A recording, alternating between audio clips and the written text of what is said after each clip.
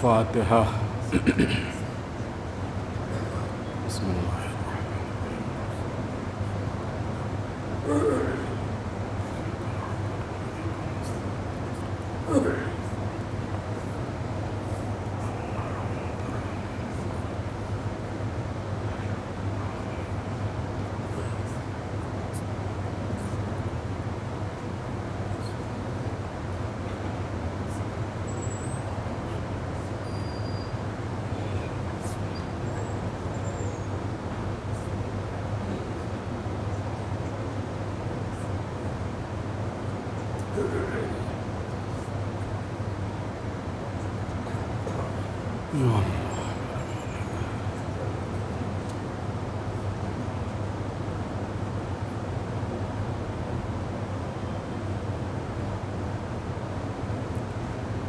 لا حول ولا قوة إلا بالله العلي العظيم۔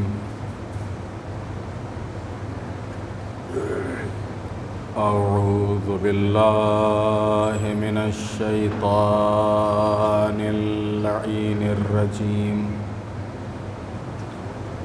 بسم الله الرحمن الرحيم۔ الحمد لله رب العالمين،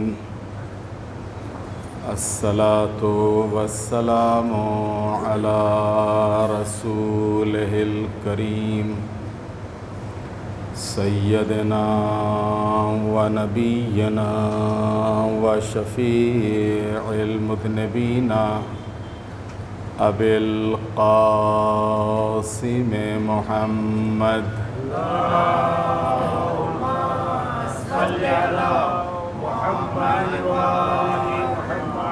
وآله الطيبين الطاهرين المعصومين المظلومين، ولعنة الله على أعدائهم أجمعين من يومنا هذا إلى قيام يوم الدين۔ رب اشرح لي صدري ويسر لي أمري واحلل عقدة من لساني يفقه قولي، أما بعد فقد قال الله الحكيم في القرآن الكريم۔ بسم الله الرحمن الرحيم۔ يريدون ليطفئوا نور الله بأفواههم والله متم نوره ولو كره الكافرون۔ صلوات محمد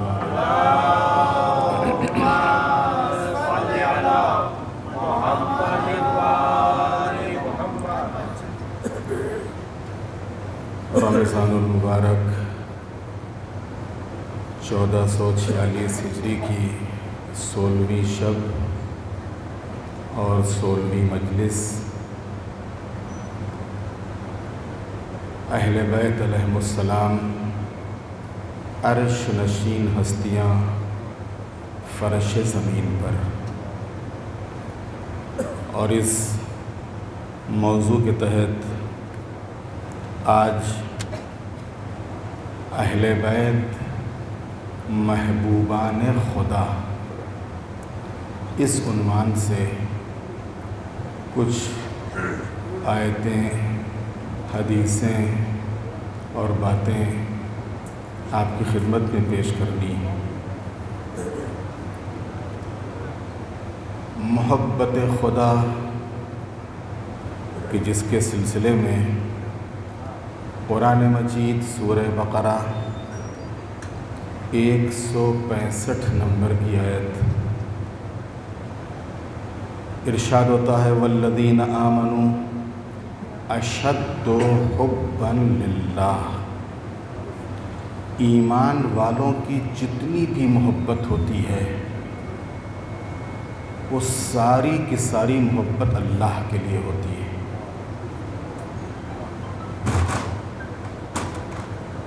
جس چیز کے اوپر بھی نگاہ کرتے ہیں، جس چیز کو بھی دیکھتے ہیں، جہاں بھی نگاہ کرتے ہیں، جہاں بھی دیکھتے ہیں، ان کو چاروں طرف اللہ ہی دکھتا ہے، اللہ ہی نظر آتا ہے۔ اور اسی بنیاد پر وہ جس سے بھی محبت کرتے ہیں تو اللہ سے محبت کی بنیاد پر کرتے ہیں۔ یہ ایمان والوں کی شان ہے۔ اور اگر آپ کو یاد ہو تو انہی مجلسوں میں ایک مجلس میں آپ کی خدمت میں عرض کیا تھا کہ جہاں جہاں پر قرآن مجید میں یا ایھا الذین آمنوا آیا ہے، ان کا جو واقعی اور حقیقی اور صحیح مصداق ہے وہ خود اہل بیت عصمت و طہارت ہے۔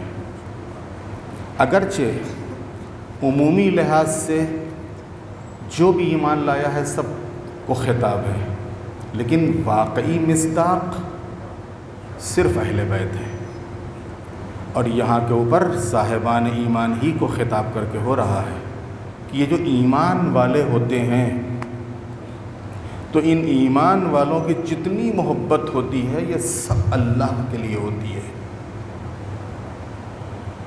اسی طریقے سے سورہ توبہ 24 نمبر کی آیت ارشاد ہوتا ہے قل ان کان آباؤکم و ابناؤکم و اخوانکم و ازواجکم و عشیرتکم و اموال اقترفتموها و تجارت تخشون کسادها و مساکن ترضونها احب الیکم من اللہ و رسولہ و جہاد فی سبیلہ۔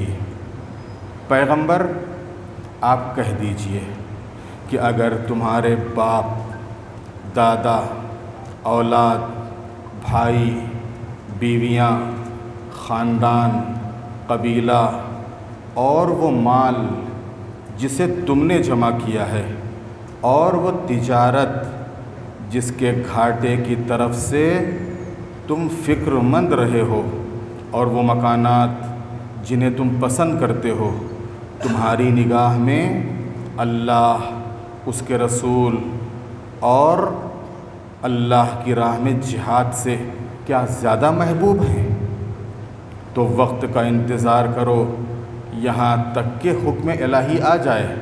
واللہ لا یہدی القوم الفاسقین، اور اللہ فاسقوں کی ہدایت نہیں کرتا۔ اب یہاں کے اوپر آپ دیکھیں، میں نے عرض کیا نا کہ جو محبوبان خدا ہوتے ہیں ان کی جتنی بھی توجہ ہوتی ہے صرف اور صرف اللہ کی طرف ہوتی ہے۔ اب یہاں کے اوپر بھی اللہ، بعض افراد ایسے تھے رسول اللہ کے زمانے میں کہ جو آنے کے بعد بڑی بڑی باتیں کرتے تھے، بڑے بڑے دعوے کرتے تھے اور بڑا زبانی خرچ کہ ہم اللہ کو ایسے چاہتے ہیں اور رسول اللہ پر ایسے قربان ہونے کے لیے تیار ہیں، لیکن جب عمل کی منزل آتی تھی تو پیچھے ہٹ جاتے تھے، پیچھے چلے جاتے تھے۔ لہذا یہاں کے اوپر خطاب ہوا کہ تمہارے باپ، تمہارے دادا، اولاد، بھائی، بیویاں، خاندان، قبیلہ، مال، گھر بار، کیا یہ چیزیں تمہیں اللہ سے زیادہ پسند ہیں؟ اگر ہمیں اللہ سے زیادہ پسند نہیں ہیں تو وقت آ جائے تو یہ باپ بھی قربان، یا اولاد بھی قربان، یا گھر بار بھی قربان، یا جان بھی قربان، یا مال بھی قربان۔ یہ ہے محبت خدا، اور ایسے ہوتے ہیں محبوبان خدا۔ ایک صلوات بھیج دے محمد والے محمد۔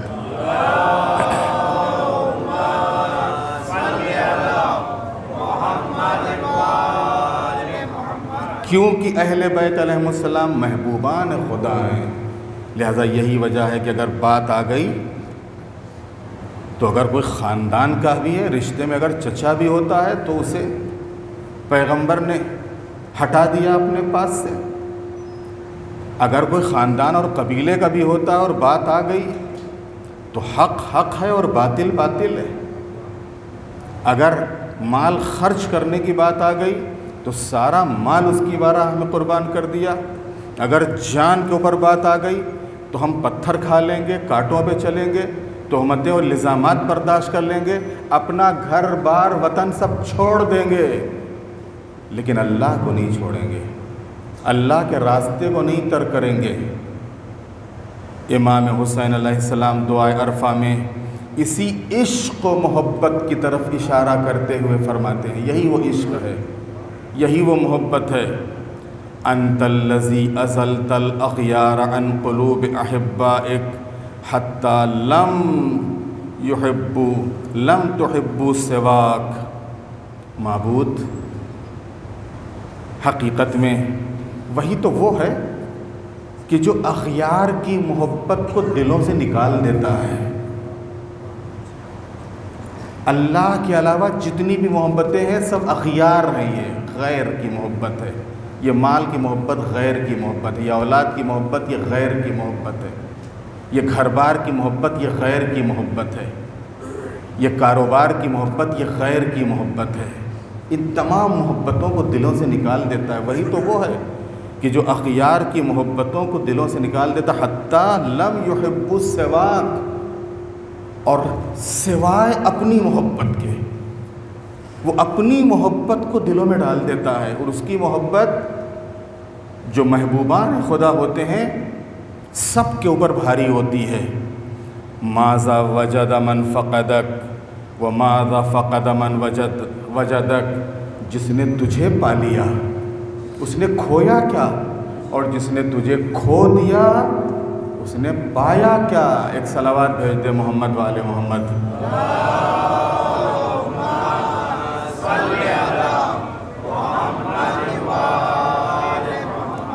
اب یہاں کے اوپر ہو سکتا ہے کہ بچوں کے ذہنوں میں سوال آ جاتا ہے، نوجوانوں کے ذہنوں میں سوال آ جاتا ہے کہ بس اللہ سے محبت کرو، پھر یہ جو قرآن مجید میں ہے کہ ماں باپ کی خدمت کرو، اولاد سے محبت کرو، اولاد کی تربیت کرو، تجارت کے لیے صبح سویرے نکلو، پھر یہ سب کیا ہے؟ ایک طرف تو آپ کہہ رہے ہو کہ نہیں بس اللہ اللہ کرو اور باقی کچھ نہیں، یہ بھی غلط فہمی ہے، سمجھے ہی نہیں کہ اللہ کی محبت ہوتی کیا ہے۔ یہ ماں باپ کی خدمت اور ماں باپ کی اطاعت ہم کیوں کر رہے ہیں؟ ان کی خوشی کے لیے نہیں، اللہ کی خوشی کے لیے، اللہ کی خوشی کے لیے، کیونکہ ماں باپ کی خدمت سے اللہ خوش ہوتا ہے، لہٰذا ہم ماں باپ کی خدمت کر رہے ہیں، ہم ماں باپ کی اطاعت کر رہے ہیں، کیونکہ روزگار اور کسب حلال، یہ جو حلال روزی کے نکلنے اور حلال روزی کو حاصل کرنے سے اللہ راضی ہوتا ہے، لہٰذا ہم یہ رزق حلال کی تلاش میں نکل رہے ہیں، کیونکہ اللہ راضی ہوتا ہے، اللہ خوش ہوتا ہے، اللہ کاہلوں کو پسند نہیں کرتا، اللہ کاہلوں کو پسند نہیں کرتا ہے، اللہ دوسروں پر ڈیپینڈ رہنے والوں کو پسند نہیں کرتا۔ اللہ کیونکہ خود پسند کرتا ہے کہ تم محنت کرو، تم رزق حلال حاصل کرو، لہذا اس سے محبت کے لیے، اس کی محبت کے لیے ہم یہ رزق حلال حاصل کر رہے ہیں۔ ہمیں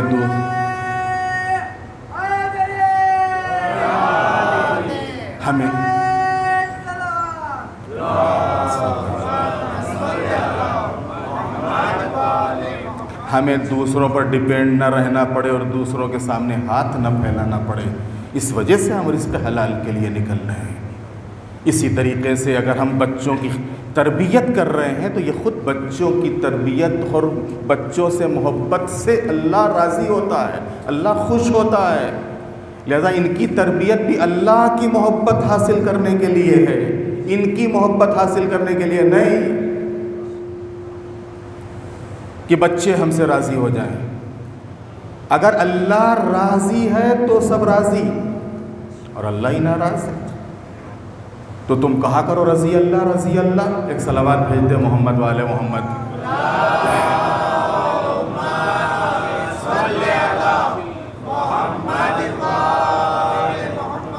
اللہ کی رضا میں ہی سب ہر چیز کی رضا ہے، اور اللہ ہی راضی نہیں ہے،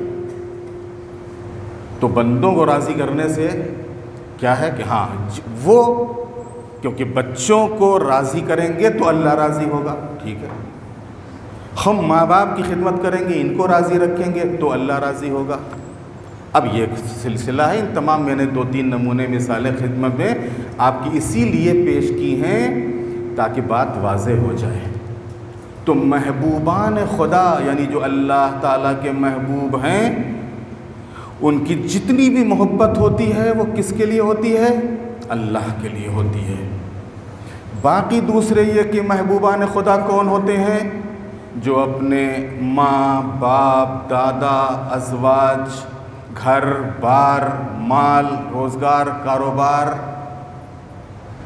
یہ سب اللہ کا دیا ہوا ہے، اللہ کا شکر ادا کرنا چاہیے، لیکن ان کی محبت اس سے دور نہ کر دے، کچھ ایسا کریں کہ یہ جو چیزیں ہمارے قبضے اور ہمارے اختیار میں ہیں، ان کا استعمال اس سے محبت میں اضافے کا سبب بن جائے، اس سے محبت میں اضافے کا سبب بن جائے۔ پیغمبر ختمی مرتبت فرماتے ہیں حب الدنیا و حب اللہ لا یجتمعان فی قلب ابدا، ایک دل میں 2 محبتیں جمع نہیں ہو سکتی، دنیا کی محبت بھی ہو اور اللہ کی محبت بھی ہو، کبھی بھی ابدا کبھی بھی دونوں محبتیں ایک ساتھ دل میں نہیں آ سکتی۔ اگر کوئی دنیا سے چپکا ہوا ہے، وہ کتنی نمازیں پڑھ رہا ہو، روزے رکھ رہا ہو اور تقوی اور پرہیزگاری کی بات کر رہا ہو، لیکن دنیا سے ایسا چپکا ہوا ہے کہ ذرا سا مال، ذرا سا کاروبار، ذرا سا کہیں دنیا میں اونچ نیچ، تھوڑا سا اتھل پتھل ہوتی ہے، پریشان ہو جاتا ہے، گھبرا ہو جاتا ہے، پوری ساری قوت طاقت اسی کے پیچھے لگا دیتا ہے۔ اس کا مطلب ہی یہ ہے کہ یہ کہہ رہا ہے کہ اللہ سے محبت ہے، لیکن اس کی ساری محبت دنیا سے ہے، سارا لگاؤ اس کا دنیا سے ہے، سارا عشق اس کا دنیا سے ہے۔ دونوں محبتیں ایک دل میں نہیں رہ سکتی ہیں، یا دنیا کی محبت ہوگی اور یا پھر اللہ کی محبت ہوگی۔ یہ دنیا میں جتنی بھی چیزیں ہیں، پھر میں عرض کر رہا ہوں اپنے بچوں کے لیے، اور یہ جو چینلوں کے ذریعے سے مجلس گھروں میں جا رہی ہے اور دور دور تک آواز پہنچ رہی ہے ان بچیوں اور بچوں کے لیے کہ 2 محبتیں ایک ساتھ نہیں رہ سکتی۔ کیا مطلب؟ دنیا کی محبت اور اللہ کی محبت، یا اللہ کی محبت ہوگی یا دنیا کی محبت ہوگی۔ پھر یہ جو ہم دنیا میں رہ رہے ہیں اور ساری محبتیں، پھر اس کا کیا؟ کھانا ہم کو پسند ہے، پینا ہم کو پسند ہے، آرام سے رہنا ہم کو پسند ہے، عیش و آرام کی زندگی ہم کو پسند ہے، باقی اور جتنی چیزیں ہیں یہ سب رشتے ناتے تعلقات دوستی یاری یہ سب کیا ہے؟ یہ بھی تو محبت ہے۔ عزیزان محترم، پھر میں بات دہرا دوں، صحیح ہے کہ ہم دنیا میں رہیں تو دنیا والوں سے ہٹ کے نہیں رہ سکتے، دنیا میں ہیں تو دنیا والوں کے درمیان ہی میں رہیں گے، اور دنیا میں جو اللہ نے زندگی کے اسباب پیدا کیے ہیں ان تمام اسباب کا مہیا کرنا اور ان کو بروئے کار لانا، اس سے بھی ہم الگ نہیں ہو سکتے۔ لیکن ہاں یہ چیزیں تم کو اللہ سے دور کرنے کا ذریعہ نہ بنے، بلکہ اللہ سے نزدیک کرنے کا اور اللہ سے محبت میں اضافے کا ذریعہ بنے۔ ایک صلوات بھیجتے محمد والے محمد۔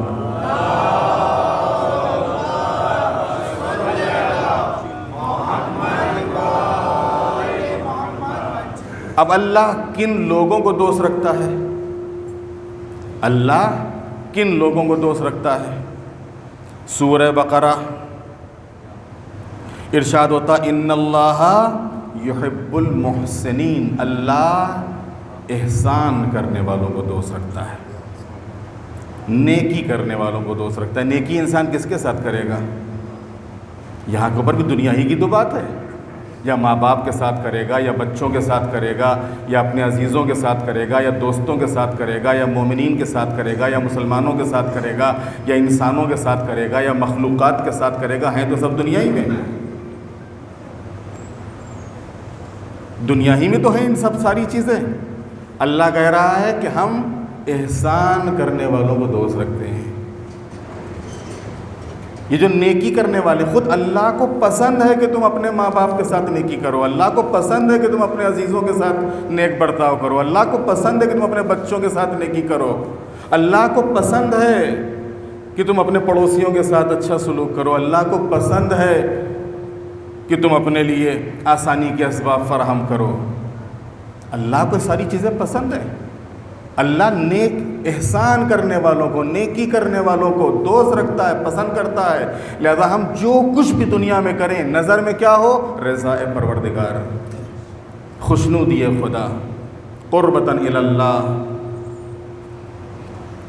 دوسری آیت اسی سورہ بقرہ کی 222 نمبر کی، ان اللہ یحب التوابین وَيُحِبُّ الْمُتَطَّهِرِينَ. اللہ توبہ کرنے والوں کو اور پاک رہنے والوں کو پسند کرتا ہے.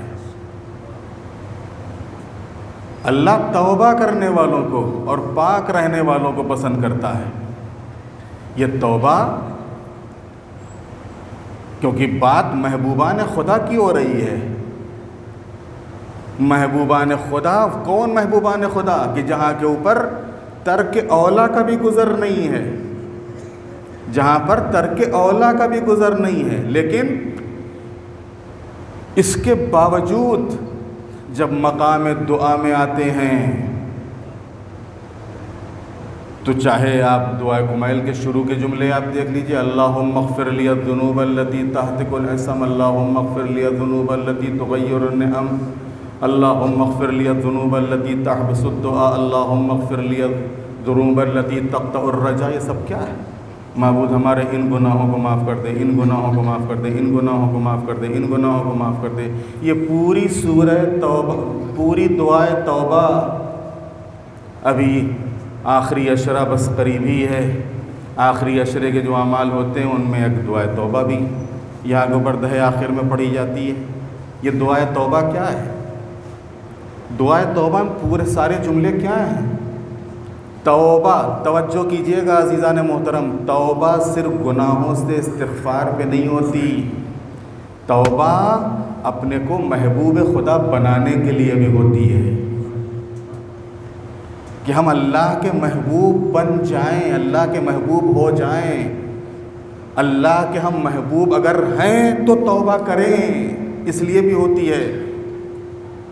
اہل بیت علیہ السلام کی توبہ وہ گناہ کے مقابلے میں نہیں تھی، وہ استغفار، وہ معصیت و مخالفت کی بنیاد پہ نہیں تھا، کیونکہ یہ محبوب خدا ہیں. اور محبوب خدا کے لیے اللہ نے کہا کہ اللہ پسند کرتا، اللہ محبت کرتا ہے ان لوگوں سے کہ جو توبہ کرتے ہیں. یہ توبہ محبوب خدا بننے کے لیے اور خود اللہ سے قریب ہونے کے لیے ہے. اب ظاہر سی بات ہے، میں نے عرض کیا کہ ہر آیت کا ایک عمومی پہلو ہوتا ہے، خصوصی پہلو ہوتا ہے. تو اگر ایک عام گنہگار، ایک عام خطا کار اگر توبہ کرتا ہے، استغفار کرتا ہے تو وہ محبوب خدا ہو جاتا ہے. اب جن کی زندگی میں اگر ترک اولا کا بھی دھبا نہ ہو، وہ اگر مقام دعا میں توبہ اور استغفار کریں تو ان کے درجے کیا ہوں گے، ان کا مقام کیا ہوگا. وَيُحِبُّ الْمُتَطَّهِرِينَ. اللہ پاک لوگوں کو پسند کرتا ہے، نجاست اللہ کو پسند نہیں ہے. اب ظاہر سی بات ہے کہ جو ایسے پاک ہوں کہ جن کی طہارت کی سند خود اللہ دے رہا ہو، جن کی طہارت کی ضمانت خود اللہ لے رہا ہو اور آواز دے رہا ہو، انما یرید اللہ لیذھب عنکم الرجس اہل البیت ویطہرکم تطہیرا.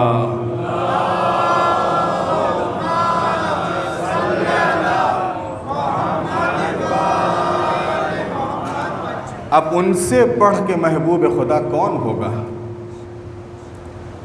سورہ آل عمران آیت نمبر 76 ارشاد ہوتا ہے، من اوفا بعہدہ واتقی فإن اللہ یحب المتقین. جو اپنے کو وعدے کو وفا کرتے ہیں ان کو اللہ دوست رکھتا ہے. جو اپنے وعدے کو وفا کرتے ہیں اور جو تقوی اختیار کرنے والے ہیں اللہ ان کو دوست رکھتا ہے، وہ محبوب خدا ہوتے ہیں۔ عزیزان محترم، وعدے کو وفا کرنے والے، ہم تو وعدہ کرتے ہیں پھر توڑ دیتے ہیں، وعدہ کرتے ہیں پھر توڑ دیتے ہیں، وعدہ کرتے ہیں پھر توڑ دیتے ہیں۔ دنیا والوں سے وعدہ کر کے ہم پورا نہیں کر پاتے تو اللہ سے کیے ہوئے وعدے کو کیا پورا کریں گے؟ دنیا والوں سے ہم وعدہ کرتے ہیں، وعدہ وفا نہیں کر پاتے ہیں، تو اللہ سے وعدہ جو ہم کرتے ہیں، معبود ہمارے معاف کر دے، گناہ نہیں کریں گے، مسجد سے باہر نکلے پھر گناہ۔ معبود شب قدر ہے تو ہم کو معاف کر دے، اب انشاءاللہ کوئی گناہ نہیں ہوگا، ابھی ایک دن نہیں جاتا ہے پھر گناہ۔ معبود اس رمضان میں ہم کو بخش دے، ابھی عید کا دن آتا ہے پھر گناہ۔ وعدے کو وفا کرنے والے، جو وعدہ کیا ہے اس کو وفا کرو۔ اگر تم نے کہا ہے کہ معبود اب گناہ نہیں کریں گے، نہ کرو گناہ، یہ ہے وعدہ کو وفا کرنا۔ اور جو بھی، اب ظاہر سی بات ہے کہ جب عام وعدہ کو وفا کرنے والے اس منزل میں ہیں کہ جو محبوب خدا ہو جاتے ہیں، تو جنہوں نے اس کی بارگاہ میں وعدہ کیا ہو اور وعدے کی بنیاد پہ اپنی جان کو قربان کر دیں، اپنے مال کو لٹا دیں، اپنے گھر بار کو اس کی بارگاہ میں دے دیں، تو وہ کس منزل پر ہوں گی محبت کی۔ اور فَإِنَّ اللَّهَ يُحِبُّ الْمُتَّقِينَ، تقوی الہی اختیار کرتے ہیں، اس لیے کہ اللہ صاحبان تقوی کو محبوب رکھتا ہے۔ تقوی ایک صفت کا نام ہے، تقوی ایک قلبی کیفیت کا نام ہے، تقوی ہاتھ پیروں سے کرنے کا نام نہیں ہے۔ ہاتھ پیروں سے تو اس کے اثرات ظاہر ہوتے ہیں کہ اگر متقی ہو تو دیکھو تمہارا یہ عمل سامنے آئے گا، اور اگر متقی نہیں ہو تو جگہ جگہ کے اوپر غلطی ہوگی، خطائیں ہوں گی، معصیت ہوگی، گناہ ہوں گے، مخالفت ہوگی۔ اور اگر تقوی ہے تو یہ چیز نہیں ہوگی۔ تقوی رکنے کا نام ہے، تقوی بچنے کا نام ہے۔ کس سے؟ مخالفت خدا سے، محرمات الہی سے۔ جو انسان اپنے کو ان تمام چیزوں سے بچا لے جاتا ہے اسی کو متقی کہا جاتا ہے۔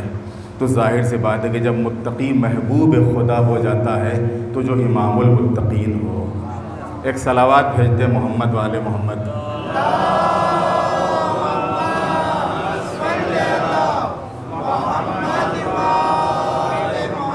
پھر اسی سورہ آل عمران کی 146 نمبر 146 ارشاد ہوتا ہے کہ واللہ یحب الصابرین، اللہ صبر کرنے والوں کو پسند کرتا ہے، صبر والوں سے محبت کرتا ہے، صبر کرنے والے اس کے محبوب ہوتے ہیں۔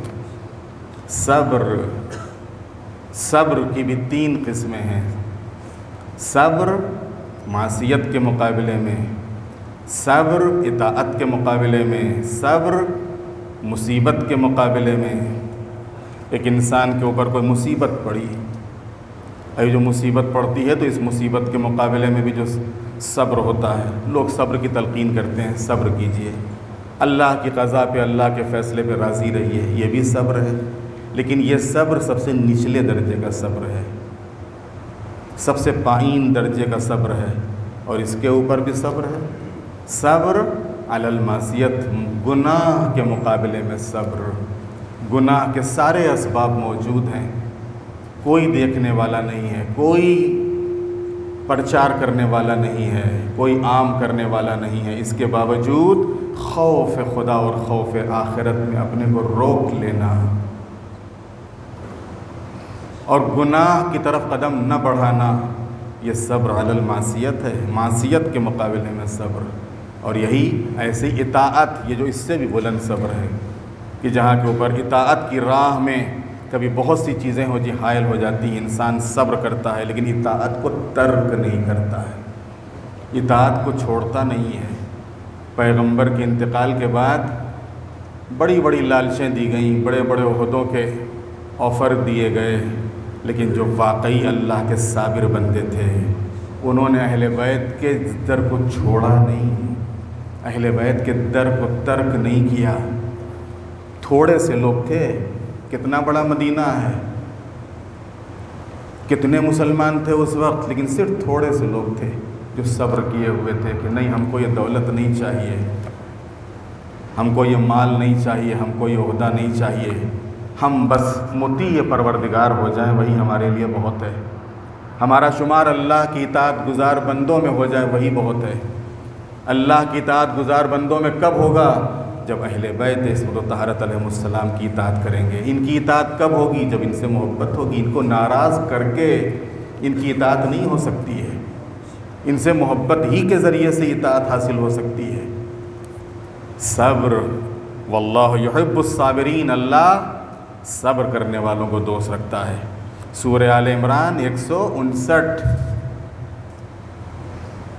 ارشاد ہوتا ان اللہ یحب المتوکلین، اللہ بھروسہ کرنے والوں کو پسند کرتا ہے۔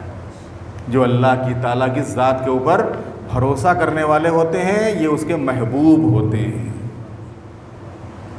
سختیاں ہیں، تکلیفیں ہیں، پریشانیاں ہیں، مصائب ہیں، بیماریاں ہیں، ہر طریقے سے چاروں طرف سے یلغار ہے، لیکن انسان ان تمام حالات میں اللہ تعالیٰ کی ذات کے اوپر بھروسہ کرتا ہے۔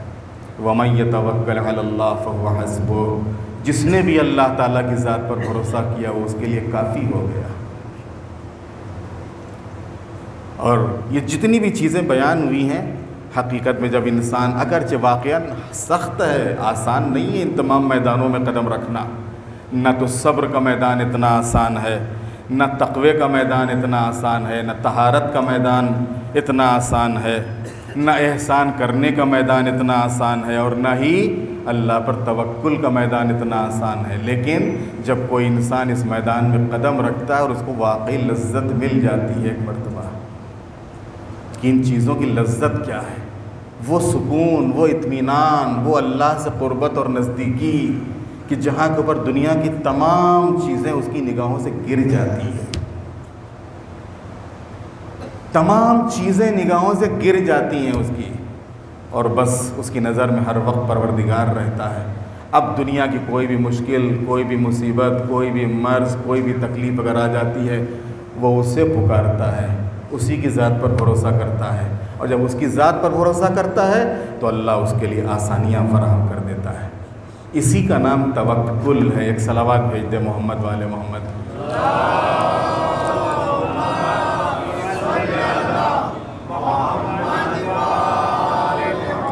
اور کون محبوب خدا ہیں؟ قرآن مجید سورہ مائدہ 42 نمبر کی آیت، ان اللہ یحب المقسطین، اللہ عدل کرنے والوں کو دوست رکھتا ہے، انصاف۔ دوسروں کے سلسلے میں انصاف بڑا آسان ہے، لیکن اپنے بارے میں ہم دوسروں کے لیے تو فوراً فیصلہ سنا دیتے ہیں، فلاں ایسا، فلاں ایسا، فلاں ایسا۔ ہم کیسے ہیں؟ تم نے کبھی اپنے بارے میں سوچا؟ خود اپنے بارے میں تو فیصلہ کرو، اپنے بارے میں تو کچھ تھوڑا سا انصاف سے کام لو۔ تمہارے تحت جو چیزیں ہیں اس کے بارے میں کبھی تم نے انصاف سے کام لیا؟ انصاف کی بات کر رہے ہو،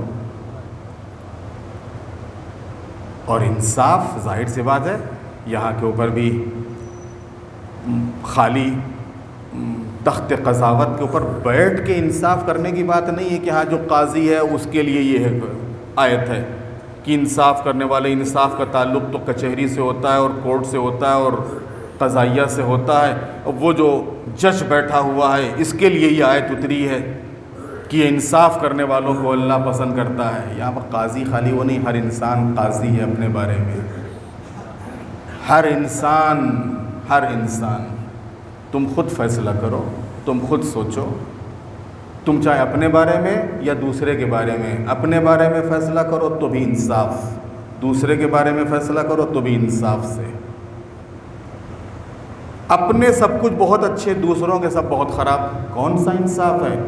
جو اپنے میں خرابی ہے اس کو بھی تو کہو، جو اپنے گھر میں خرابی ہے اس کو بھی تو بیان کرو۔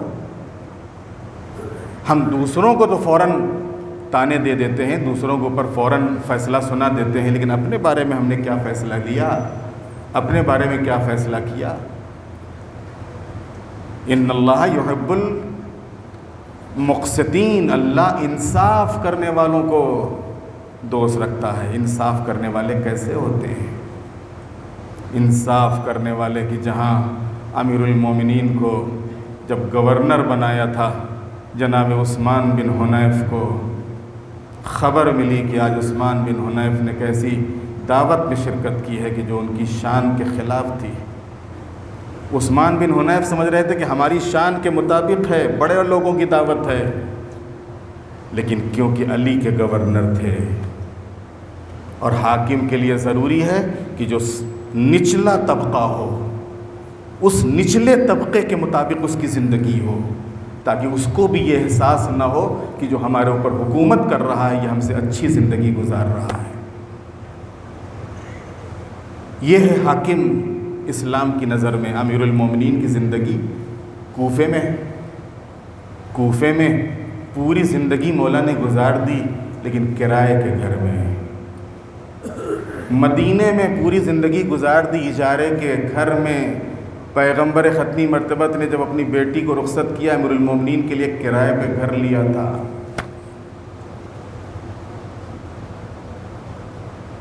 عزیزان محترم، امیر المومنین کے یہاں کیا کمی تھی؟ ساری جنگیں فتح ہوئی تھی، مال غنیمت حاصل ہوا تھا، جو کچھ نہیں تھے وہ غنی بن گئے، اور جو واقعی غنی تھا اور غنی ہے، غنی بننے سے یا بنانے سے نہیں ہوتا ہے۔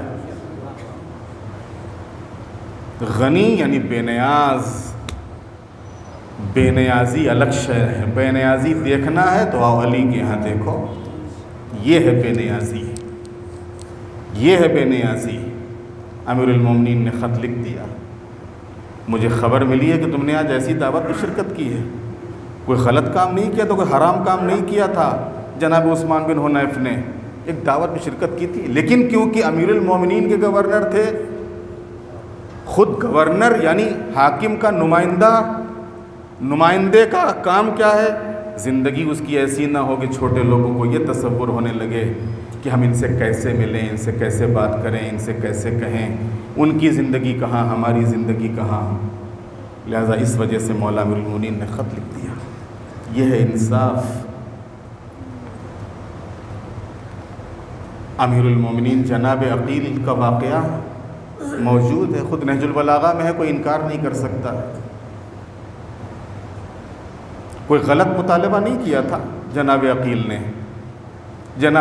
نے امیر المومنین کی خدمت میں آنے کے بعد خالی اتنا کہہ دیا تھا کہ بہرحال کثیر العیال ہیں، اس میں سے کچھ اگر تھوڑا سا اضافی مل جاتا تو بچے آسانی سے زندگی گزار لیتے، کیا غلط تھا؟ امیر المومنین حاکم ہے، امیر المومنین کے اختیار میں پورا بیت المال ہے،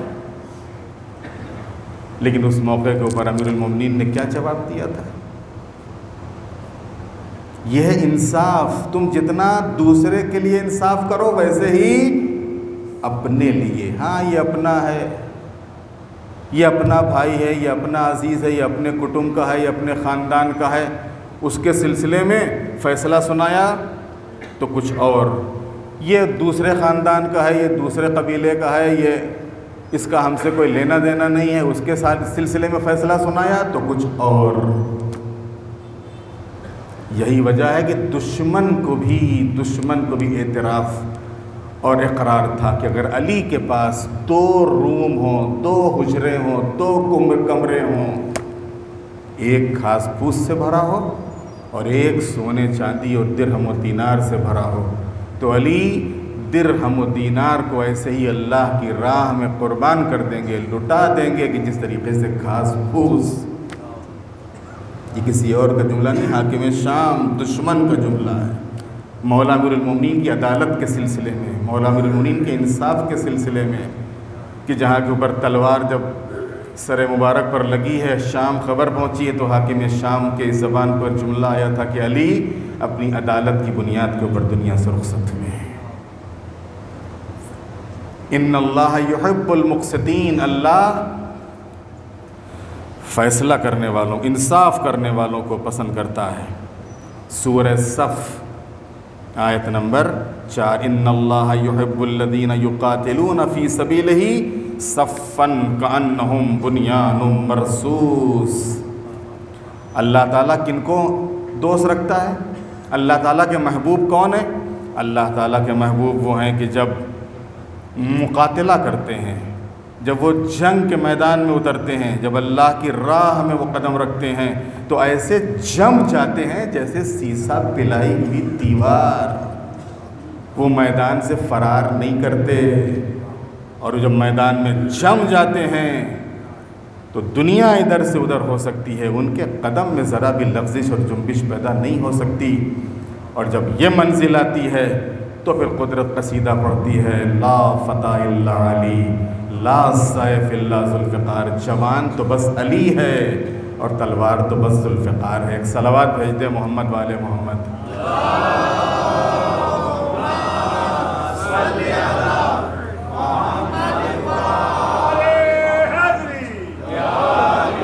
تو عزیزان محترم، آج کا جو موضوع اہل بیت علیہم السلام محبوبان خدا، اللہ تعالیٰ کے محبوب۔ ابھی موضوع پورا نہیں ہوا لیکن وقت پورا ہو گیا۔ ابھی تو صرف آپ کی خدمت میں آیتیں پیش ہوئی ہیں، ابھی وہ روایتیں اور حدیثیں وہ تو سب باقی ہیں کہ جو محبوبان خدا کے لیے روایتیں ہیں کہ اللہ کے محبوب کون ہوتے ہیں، اور پھر نتیجہ باقی ہے اہل بیت خود، کہ اہل بیت کس طریقے سے اللہ تعالیٰ کے محبوب ہیں، اہل بیت کے ہاں کیا کمال تھا۔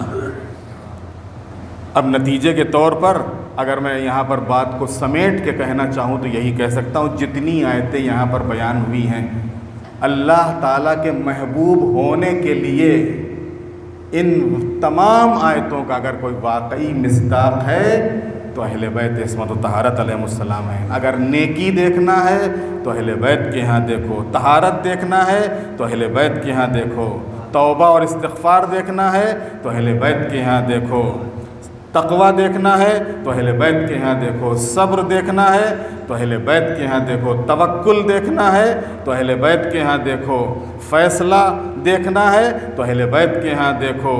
کیسے یہ میدان میں جمتے ہیں، اور اگر ان کو میدان میں جمے ہوئے دیکھنا ہے تو اہل بیت کو دیکھو۔ ایک صلوات بھیج دے محمد والے محمد علیہ السلام۔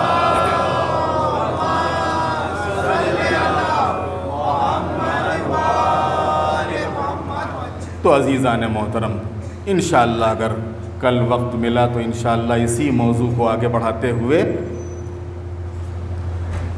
اہل بیت علیہم السلام محبوبان خدا، اہل بیت علیہم السلام اللہ تعالیٰ کے محبوب، کیونکہ جو اللہ کا محبوب ہوتا ہے، جیسا کہ شروع گفتگو میں آپ کی خدمت میں نے عرض کیا کہ اس کی نظر میں چاروں طرف جدھر بھی نظر اٹھاتا ہے اور جتنی چیزیں اس کے اختیار میں ہوتی ہیں اور جن سے بھی وہ محبت کرتا ہے سب اللہ کے لیے کرتا ہے۔ ہر چیز سے محبت اللہ کے لیے ہوتی ہے، اور اسی کا نام تو عشق ہے۔ عاشق کسے کہتے ہیں؟ عاشق کسے کہا جاتا ہے؟ اگر ایک انسان کسی کا معشوق ہو جاتا ہے تو اس کی نظر معشوق کی ہر ادا پہ رہتی ہے۔ اب معشوق جو لباس پہن لے وہ لباس اس کو اچھا لگتا ہے، معشوق جو غذا استعمال کرے وہ غذا اس کو اچھے لگنے لگتی ہے، معشوق جو چیز جو کام کرے وہ کام اس کو اچھا لگنے لگتا ہے۔ ہر چیز کے اوپر اس کی نظر ہوتی ہے، جہاں پسند جو چیز وہ پسند کر رہا ہے وہ اسے پسند، جو ناپسند کر رہا ہے وہ اسے ناپسند۔ عزیزان محترم، اہل بیت سے بڑھ کے اللہ کا عاشق کون ہوگا؟ اور جب ظاہر سی بات ہے کہ یہ اس منزل میں ہے تو ان کی نظر میں ہر وقت اللہ رہتا تھا، یہ جس چیز کو بھی دیکھتے تھے اس میں اسی کا جلوہ دکھتا تھا، اسی کا جلوہ نظر آتا، چاروں طرف اسی کا جلوہ، ذرے ذرے میں اسی کا جلوہ دکھتا تھا۔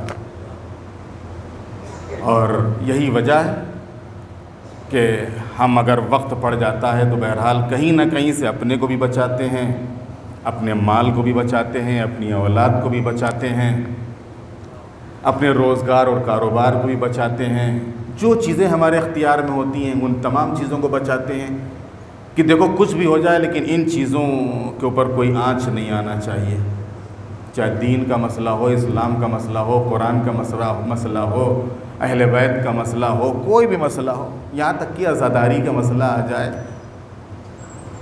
عزاداری بھی اہل بیت سے ہٹ کے تھوڑے ہے۔ لیکن پہلے دیکھیے کہنا آسان ہے کہ ہاں ہماری جان قربان، ہمارا مال قربان، لیکن اس میدان میں قدم رکھنا یہ بڑا سخت ہے۔ ہم کہتے تو ہیں کہ ہم قربان اہل بیت کے اوپر، لیکن کتنا قربان ہے ہم خود جانتے ہیں، اور کتنا ہم قربانی دینے کے لیے تیار ہیں اہل بیت کے لیے وہ بھی ہم خوب پہچانتے ہیں اور خوب جانتے ہیں اپنے کو۔ کہنا آسان ہے ہم قربان، لیکن کتنے قربان کرنے کے لیے اپنے کو تیار ہو تم اپنی جان، اپنا مال، اپنی اولاد، اپنا گھر بار، اپنا کاروبار، کتنا، کس حد تک؟ لیکن اہل بیت وقت پڑ گیا تو مال بھی قربان، گھر بار بھی قربان، وطن بھی قربان، جان بھی قربان، اولاد بھی قربان، سب کچھ اس کی راہ میں نچھاور کر دیا۔ یہ رہ جائے، اس کا نام رہ جائے، اس کا دین رہ جائے، اس کا آئین رہ جائے۔ یہ امام حسین نے مدینہ کیوں چھوڑا تھا؟ وطن چھوڑنا کوئی آسان ہے؟ آپ کہیں گے لیجیے صاحب وطن چھوڑنا کیوں نہیں آسان ہے؟ یہاں سے نہ جانے کتنے لوگ یہاں سے ہجرت کر کے احمد آباد جا رہے ہیں، نہ جانے کتنے لوگ ہجرت کر کے بمبئی، نہ جانے کتنے لوگ دبئی، خوشی خوشی جاتے ہیں۔ کیوں خوشی خوشی جاتے ہیں؟ خوشی خوشی اس لیے جاتے ہیں کہ ایک امید ہوتی ہے اس میں کہ جائیں گے اور ترقی کریں گے، جائیں گے اور آگے بڑھیں گے، جائیں گے اور کمائیں گے۔ لیکن اگر نظر میں یہ ہو کہ ہم یہاں سب کچھ چھوڑ کے جا رہے ہیں، وہاں کچھ نہیں ملنے والا ہے، کون جائے گا؟ ہے کوئی؟ یہاں ہماری اولاد، یہاں ہمارا گھر بار، یہاں ہمارا خاندان، یہاں ہمارا کاروبار، ہم سب کچھ چھوڑ کے جا رہے ہیں، لیکن وہاں کے اوپر ہم کو کچھ نہیں ملے گا، اور یہ تمام چیزوں کو جو کچھ ہے بھی وہ بھی سب چلا جائے گا۔ کتنا، کون ہے ہم میں سے جو تیار ہو اس کے لیے، آمادہ ہو کہ ہاں ہم تیار ہیں، ہم آمادہ ہیں سب اس چیز کے لیے؟ اہل بیت کی ہجرت میں اور ہماری ہجرت میں یہی فرق ہے۔ اہل بیت کے وطن چھوڑنے میں اور ہمارے وطن چھوڑنے میں یہی فرق ہے۔ ہم وطن چھوڑتے ہیں اپنی ترقی کے لیے، اپنے مال کے لیے، اپنی اولاد کے لیے، اپنے روزگار کے لیے، اپنے کاروبار کے لیے۔ اہل بیت نے وطن چھوڑا اپنے اللہ کے دین کو بچانے کے لیے، اس کی راہ میں سب کچھ قربان کرنے کے لیے۔ رسول اللہ نے مکہ چھوڑا تھا، کس لیے چھوڑا تھا مکہ؟ کیا چیز لے گئے مکے سے؟ کیا مل گیا مدینے میں؟ صرف دین کی حفاظت۔ یہ جو اللہ نے ذمہ داری سونپی ہے، یہ جو رسول بنا کر بھیجا ہے، اگر اس ذمہ داری کے تحت اگر وطن بھی چھوڑنا پڑے، خاندان بھی چھوڑنا پڑے، ہم سب کچھ چھوڑنے کے لیے تیار ہیں۔ امام حسین مدینے سے کربلا کی طرف جب جا رہے تھے، راستے میں ایک مقام کے اوپر قیام ہوا، امام کی سواری رکی، خیمے لگائے گئے، امام عمود خیمہ سے تکیہ کیے ہوئے آرام فرما رہے ہیں۔ آنکھ لگی، ہاتف غیبی کی آواز آئی، جیسے جیسے یہ قافلہ آگے جا رہا ہے، موت اس سے قریب ہوتی جا رہی ہے۔ امام حسین کی زبان پر ایک مرتبہ کلمہ استرجاع آیا، انا للہ و انا الیہ راجعون۔ جناب علی اکبر آگے بڑھے، بابا یہ کلمہ استرجاع آپ نے کو جاری کیا، خیریت تو ہے، کوئی خاص وجہ؟ امام نے فرمایا، بیٹا ابھی میری آنکھ لگ گئی تھی اور میں نے محسوس کیا کہ جیسے کوئی آواز دے رہا ہے کہ جیسے جیسے یہ قافلہ آگے جا رہا ہے، موت اس سے قریب ہوتی جا رہی ہے۔ کوئی عام جوان ہوتا، ہمارے سماج کا، ہمارے معاشرے کا جوان ہوتا تو یہی مشورہ دیتا، بابا اب آگے نہ بڑھیے گا، اب آگے نہ جائیے گا۔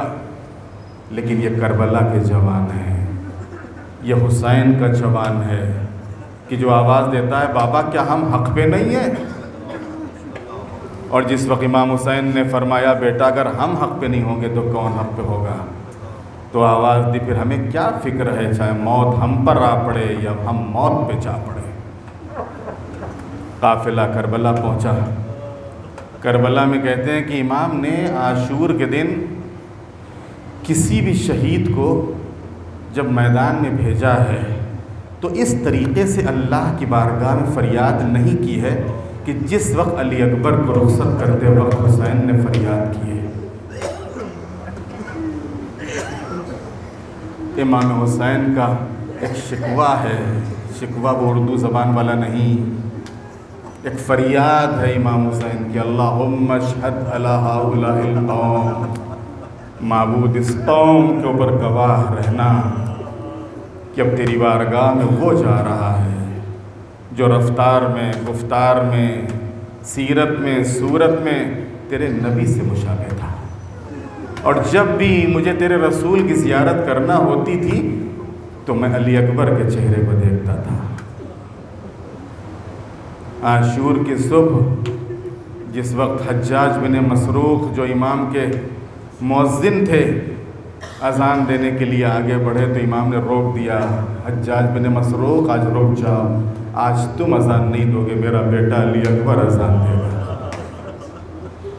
اور کربلا کے میدان میں جس وقت علی اکبر کی آواز اذان گونجی ہے، ایک طریقے سے امام حجت تمام کرنا چاہتے تھے۔ یہ جو یزیدی لشکر تھا ابھی کوئی زیادہ عرصہ نہیں گزرا ہے، صرف 50 سال ہوئے ہیں رسول اللہ کو دنیا سے رحلت کیے ہوئے۔ ابھی رسول اللہ کا زمانہ بھی لوگوں کی نظروں میں تھا، بہت سے لوگوں نے سن رکھا تھا وہ لہجہ پیغمبر۔ امام چاہتے تھے کہ ان کے اوپر یہ بھی حجت تمام ہو جائے کہ تم کسی غیر کے مقابلے میں نہیں کھڑے ہو، جو اللہ کا حبیب ہے اس کا لہجہ تو سنو، اس کی آواز تو سنو، اس کی اذان تو سنو۔ لیکن کیسے شقی اور بدبخت تھے، کہتے ہیں جس وقت علی اکبر میدان میں چلے ہیں تو جناب علی اکبر آگے آگے تھے اور حسین پیچھے پیچھے، حسین پیچھے پیچھے، ابھی آگے گئے ہی تھے کہ ایک مرتبہ علی اکبر کے کانوں میں کسی کے گرنے کی آواز آئی۔ اب جو مڑے تو کیا دیکھا کہ ضعیف باپ زمین کے اوپر پڑا ہوا ہے۔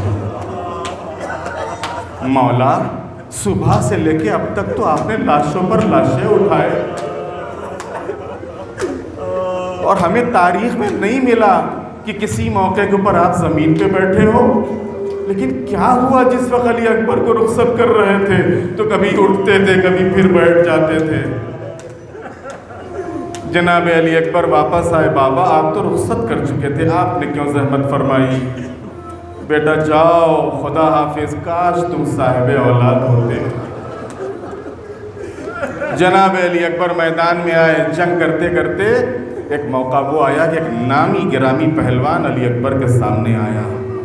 امام علی اکبر کی جنگ کا نقشہ دیکھ رہے تھے، امام کے چہرے کا رنگ بدلا، بس جیسے ہی چہرے کا رنگ بدلنا تھا کہ ایک مرتبہ جناب فضہ سوال کرتی، آقا خیریت تو ہے؟ امام نے فرمایا فضہ جا کر لیلا سے کہو کہ علی اکبر کے لیے دعا کرے، اس لیے کہ علی اکبر کے مقابلے میں ایک نامی گرامی پہلوان آیا ہے۔ عزادارو ام لیلا نے بیویوں کو جمع کیا، ایک مرتبہ آواز دیتی ہیں، اے یعقوب کو یوسف سے ملانے والے، اے ہاجرہ کو اسماعیل سے ملانے والے، میرے اکبر کو مجھ سے ملا دے۔ عزادارو ابھی ام لیلا کی دعا تمام بھی نہ ہوئی تھی کہ علی اکبر واپس ہوئے، بابا تھوڑا سا پانی مل جاتا تو ان ظالموں کو بتاتا میں، لیکن کربلا میں پانی کہاں تھا۔ عزادارو ایک مرتبہ امام نے آواز دی، بیٹا اپنی زبان میرے دہن میں دے دو، شاید کچھ سکون مل جائے، لیکن کہتے ہیں کہ جیسے ہی علی اکبر نے زبان بابا کے دہن میں دی ہے تیزی سے کھینچ لی، بابا آپ کی زبان میں تو کانٹے پڑے ہوئے ہیں۔ امام نے انگوٹھی اتاری، علی اکبر کے دہن میں رکھی، جاؤ ابھی دادا کوثر سے سیراب کریں گے۔ علی اکبر میدان میں آئے، جنگ کرتے کرتے ایک منزل وہ بھی آئی کہ ایک ظالم نے ایسا نیزہ مارا کہ نیزے کی انی علی اکبر کے سینے پہ لگی۔ عزادارو اس نیزے کو سینے سے نکالنے کے سلسلے میں نیزہ ٹوٹ گیا، لیکن انی نہ نکلی۔ علی اکبر گھوڑے سے زمین پر آ گئے، آواز دی یا ابتا علیک منی السلام، بابا آپ پر ہمارا آخری سلام، کربلا میں جو بھی گرا ہے اس نے مدد کے لیے پکارا ہے، آقا ہم نے اپنی جان کو قربان کر دیا، آقا میری مدد کو آؤ، چچا میری مدد کو آؤ، لیکن یہ تنہا علی اکبر ہیں کہ جو گرنے کے بعد آواز دیتے بابا ہمارا آخری سلام قبول کیجئے، اس لیے کہ علی اکبر جانتے ہیں کہ میرا بابا صبح سے لے کے اب تک لاشوں پر لاشیں اٹھا چکا ہے، اور جوان کا لاشا کیسے میرا بابا اٹھائے گا، بوڑھا باپ اور جوان کی میت، لہذا آواز دیتے بابا آپ زحمت نہ کیجئے گا، میرا آخری سلام قبول کیجئے۔ لیکن کیسے ہو سکتا تھا کہ حسین کا جوان بیٹا شبیہ پیغمبر آواز دے اور حسین اپنی جگہ پر بیٹھے رہے، کہتے حسین چلے تو لیکن چل نہ سکے، کبھی اٹھتے تھے کبھی بیٹھتے تھے، زبان پر کلمات تھے، یا بنیا علی الدنیا بعدک الوفا، اے میرے لال علی اکبر تیرے بعد یہ زندگانی دنیا پہ خاک ہے۔ علی اکبر کے سرانے پہنچے، عزادارو اب جو علی اکبر کے سرانے پہنچے، دیکھا ہاتھ سینے کے اوپر ہے، میرے لال خیریت تو ہے، یہ سینے پر ہاتھ کیوں رکھے ہو؟ کہا بابا سینے میں نیزے کی علی ٹوٹ گئی ہے، نیزے کی علی ٹوٹ گئی ہے۔ یہاں پر بھی ایک سوال پیدا ہوتا ہے کہ وہ حسین کہ جو علی اکبر کے سرانے تک آ گئے تو ان کو نیزے کی علی کیوں نظر نہیں آ رہی تھی، نیزے کی علی کیوں نہیں دکھ رہی تھی؟ عزاداروں کہتے ہیں کہ جب تک حسین علی اکبر کے سرانے نہیں پہنچے تھے حسین کی بینائی سلامت تھی، لیکن جب اپنے جوان بیٹے کو خون میں تڑپتے دیکھا ہے تو بینائی جواب دے گئی، ہاتھ سے اشارہ کیا، اب تو دیکھا سینے پہ ہاتھ، آواز دی میرے لال سینے پہ ہاتھ کیوں؟ جیسے ہی علی اکبر کہتے ہیں بابا نیزے کی علی ٹوٹ گئی ہے، سن سکو گے تو سن لو عزادارو، بس مجلس تمام ہو گئی۔ ایک مرتبہ حسین نے آستینوں کو الٹا، ایک ہاتھ زمین کربلا پہ رکھا، ایک ہاتھ سینے علی اکبر پہ، اور اب جو نجف کا رخ کر کے ایک مرتبہ آواز دی یا علی یا علی کہہ کے اب جو نیزے کی علی نکالی، برچھی کا پھل تو نکل آیا لیکن علی اکبر کا دم نکل گیا، بوڑھا باپ جوان کی میت، جوان کا لاشا اٹھائے تو کیسے اٹھائے، کبھی اٹھایا کبھی رکھ دیا، جب نہ اٹھا خیمے کا رخ کر کے آواز دی اے بنی ہاشم کے بچوں آؤ،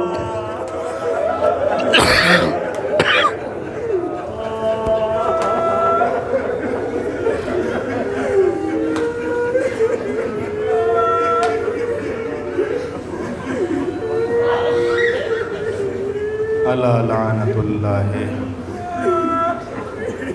علی القوم الظالمین، سیعلم الذین ظلموا ایام منقلب ینقلبون، بحق الزہراء وابیہا وبعالہا وبنیہا۔ بار الہ ماہ مبارک رمضان ہے، ہم سب تیرے گنہگار اور خطا کار بنتے ہیں، مالک ہماری اس مختصر سی عبادت کو اپنی بارگاہ میں قبول فرما، ہمارے گناہوں کو معاف فرما، ہماری توفیقات میں اضافہ فرما، پرچم اسلام کو سر بلند فرما، پرچم کفر و نفاق کو سر نگو فرما، مظلوموں کی مدد فرما، ظالموں کا خاتمہ فرما۔ معبود سیریا میں جن مظلوموں کا خون بہایا جا رہا ہے، یمن میں جس طریقے سے امریکہ اور اسرائیل اور برطانیہ ان یمن کے مظلوم اور نہتے عوام کو ان کے خون میں اور ان کو قتل عام کر رہے ہیں، معبود ان تمام ظالموں کو ان کے کیفر کردار تک پہنچا دے، ان سب کو ذلیل و خوار فرما، اور ان تمام مظلوموں کی نصرت مدد اور حفاظت فرما۔ بار الہ جو مقامات مقدسہ ہیں، خاص کر جناب زینب اور جناب سکینہ کے حرم، معبود ان تمام مقدس مقامات کی حفاظت فرما، جنت البقیع اور جنت المعلیٰ کی تعمیر کے اسباب فراہم فرما۔ بار الہ جو مومنین مریض ہیں ان کو شفا عطا فرما۔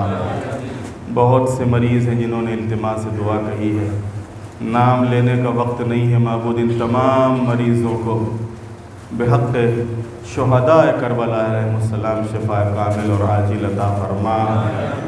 معبود ہم سب کا خاتمہ بخیر فرما، آخرت بخیر فرما، اور جس مرحوم کے ایصال ثواب کے لیے آج یہ مجلس رکھی گئی ہے معبود اس کے درجات کو بلند فرما۔ معبود اس کی بچیوں اور ان کے بیٹے اور بیٹیوں اور گھر والوں کے اوپر رحم فرما۔ معبود ان کو صبر عطا فرما۔ بار الہ ہم سب کی دینی اور دنیاوی حاجتوں کو پورا فرما۔ مولا امام زمانہ علیہ السلام کے ظہور میں تعجیل فرما۔ ہم سب کو امام کے غلاموں اور ان کے ناصروں میں شمار فرما۔ وتقبل منا انک انت السمیع العلیم۔ 15 منٹ کے بعد انشاءاللہ آج درس ہے، اور کیونکہ اب یجیب کا عمل بھی ہے لہذا آج درس صرف آدھے گھنٹے کا رہے گا، لہذا تمام